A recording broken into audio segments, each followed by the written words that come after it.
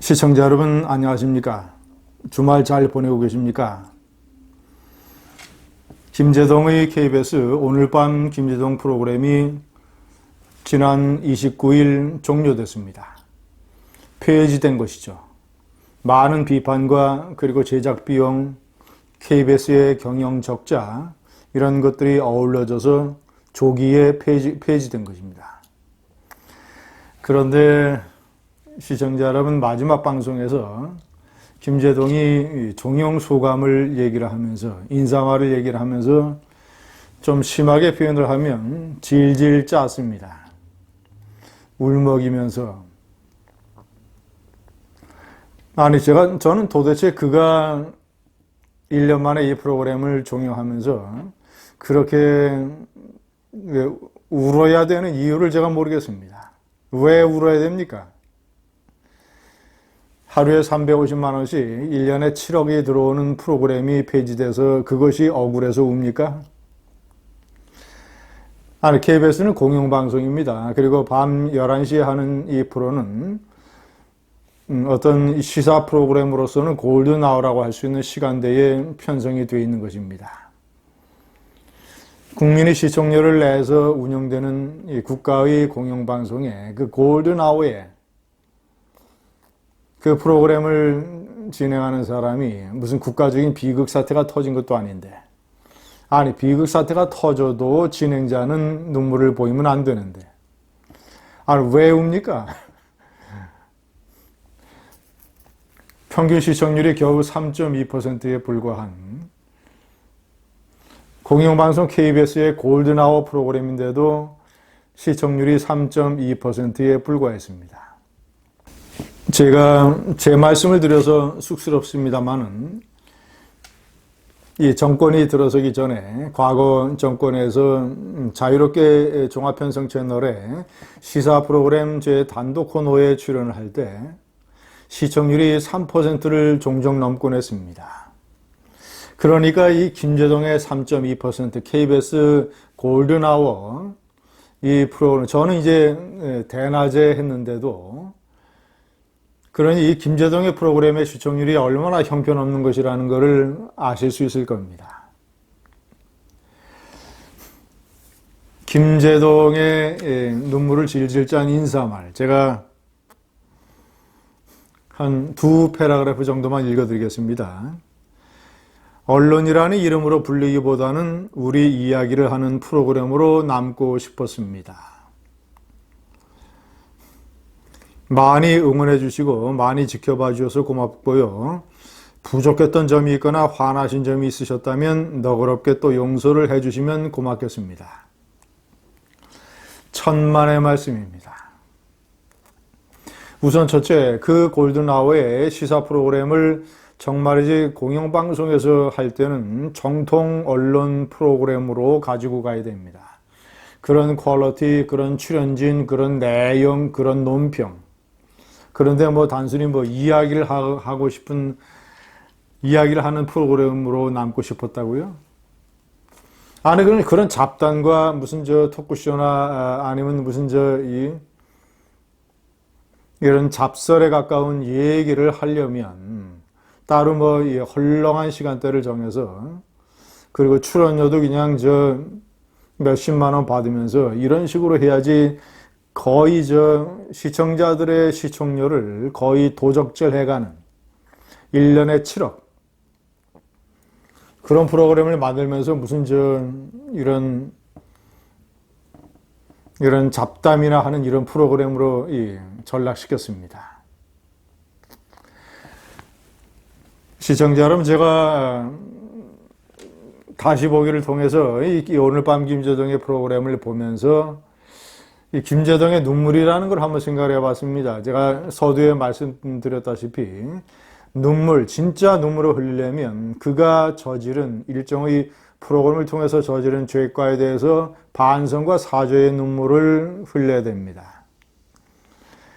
김정은 위임맞이 무슨 단체의 대표에 이런 반국가적인 인터뷰를 여과 없이 내보낸 것, 공영방송에서 재난주간방송사에서 강원도의 산불이 속초 시내를 위협을 하는데 버젓이 이 산불 중계를 하지 않고 재난방송을 하지 않고 김재동의 저런 잡담 프로그램이나 내보낸 이런 죄과에 대해서 국민들에게 눈물을 뚝뚝 떨구면서 사죄를 해야 됩니다.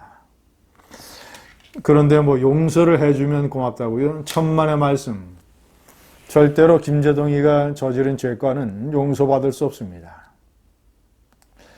김재동의 눈물을 보면서 저는 또 다른 부분을 생각을 했습니다. 이 좌파들이 눈물마저 소품으로 활용을 하는구나. 아주 싸구려요. 이 작가라고 하는 사람들은 대개 이제 20대, 30대 여성들입니다. 대개. 작가가 써준 종영소감, 이것도 아마 작가가 써줬겠죠. 무슨 저 싸구려 감성팔이 내용이어서 제가 더 읽어드리지 않았습니다만은. 이런 것을 읽으면서 흘리는 눈물.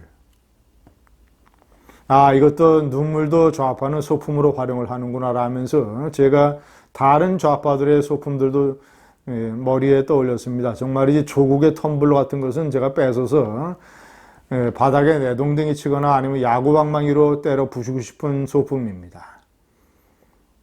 지금은 쑥 들어갔습니다만 왜냐 워낙 자신과 자신 가족의 비리에 관한 여론의 공격이 거세기 때문에 지금은 텀블러를 들고 출근을 못합니다만은 법무장관으로 임명된 직후에 초기만 해도 사무실 출근할 때 텀블러를 들었습니다.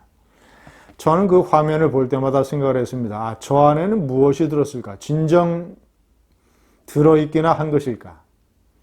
왜냐, 집에서 나와서 차를 탔을 것이고, 차를 다른 사람이 운전을 해서 사무실 앞에 내렸을 것이고, 차에서 내려서 사무실까지 들어가는 데에 1분밖에 걸리지 않을 것이고, 도대체 집에서 커피나 물은 다 마시고 나왔을 것이며, 차 안에 물이 있을 것이며, 차 안에서 커피를 뭐 마시고 싶으면 다 마셨을 것이며, 아니면 다시 사무실에 가면 커피와 차와 물이 있을 것이며, 저 텀블러는 도대체 왜 들고 다니는 것인가? 안에 무슨 내용물이 있기나 한 것인가? 라는 생각을 지울 수가 없었습니다. 조국의 텀블러, 김재동의 눈물, 세 번째 임종석의 선글라스. 어떻게 해서든지 대통령 후보가 한번 돼보려고. 군복 입고 전방부대에 이 화살머리 고지에 가서 무슨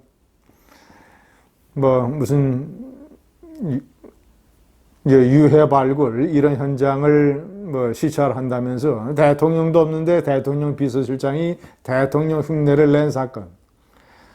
국정원장과 관련 장관들을 대동하고 군복 입고 선글라스를 끼고 그렇게 마음속으로는 박정희 대통령을 부러워하고 있습니까? 임종석. 그렇게 박정희 대통령 흉내를 내고 싶었습니까? 선글라스는 대통령이 선글라스를 쓸 때는 저런 민생이나 현장 시찰했을 때는 그 대통령 자체가 엄청난 카리스마를 가진 인물이어야 어울립니다. 카리스마라고는 찾아보기도 힘든 인물이 어떻게 해서인지 무슨 대선 후보 한번 해보려고 선글라스를 끼고 그런 소품을 이용해서 생쇼를 했습니다. 이낙연의 수첩.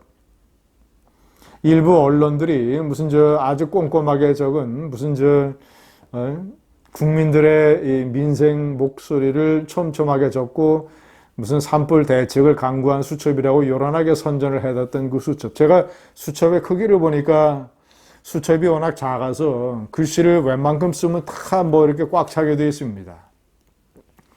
그런 수첩 8권을 총리 비서실장이라는 사람이 총리에게 아부하기 위해서 이 수첩을 언론에게 공개해도 되겠느냐고 해서 그걸 또 총리가 또 그러라고 해서 받아와서 기자들에게 줘서 사진을 찍어서 언론에 보도된 그런 코미디 같은 수첩 사건. 이낙연의 수첩. 문재인의 와이셔츠. 취임 직후에 와이셔츠를 입고 종이컵에 커피를 담은 종이컵을 들고서 참모들하고 무슨 청와대 경내를 산책하면서 와이셔츠 바람에 이런 종이컵이라는 것은 무엇을 상징합니까? 소탈하고 격의가 없으며 친소통적인 이미지를 상징하는 것 아니겠습니까? 실상은 정반대, 비겁하고 무능해서 그렇게 기자회견을 하라고 해도 1년에 한 번밖에 기자회견을 하지 못하는 이런 조국의 사태 때문에 국민의 허파가 뒤집어졌는데도 국민에게 한마디 설명도 못하는 비겁하고 옹졸하고 무능한 대통령. 마지막으로 노무현의 밀짚모자.